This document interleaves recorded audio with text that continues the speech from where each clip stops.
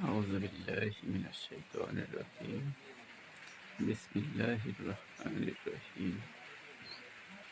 الصلاة والسلام عليك يا رسول الله. الصلاة والسلام عليك يا حبيب الله. অসংখ্য দুরূদ ও সালাম পেশ করলাম নবী করিম সাল্লাল্লাহু আলাইহি ওয়াসাল্লামের শানে। প্রিয়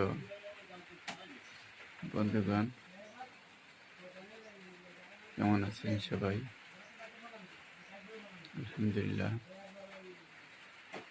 যিনি আমাকে সৃষ্টি করেছেন সেই মালিকের অসীম দয়ার বরকতে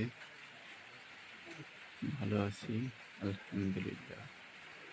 আমি আজকে ছোট্ট একটি বিষয় নিয়ে আলোচনা করব। বিষয়টা হচ্ছে নামাজ পড়ার ফজিলত। বিষয়টি আলোচনা করার আগে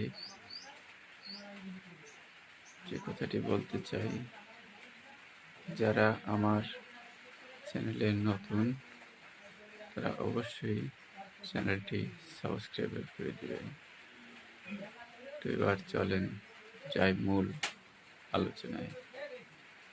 রাসূল করিম সাল্লাল্লাহু আলাইহি ওয়াসাল্লাম বলেছেন, আল্লাহ পাক রব্বুল আলামিন ঘোষণা দিয়েছেন, নামাজি ব্যক্তির জন্য 5টি পুরস্কার। নাম্বার 1, নামাজি ব্যক্তির অভাব থাকবে না। নাম্বার 2, নামাজি ব্যক্তির গোরাজাপ মাফ করে দিবেন। নাম্বার 3, নামাজি ব্যক্তির আমল নামা ডান হাতে দিবেন। নাম্বার 4, নামাজি ব্যক্তির পুলসিরাত বিজলির মতন পার হয়ে যাবেন।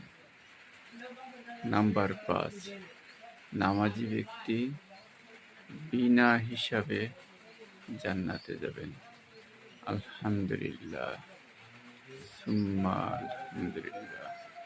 প্রিয় বন্ধুগণ, এখানে দেখেন, কথাটি হচ্ছে মহান রবের।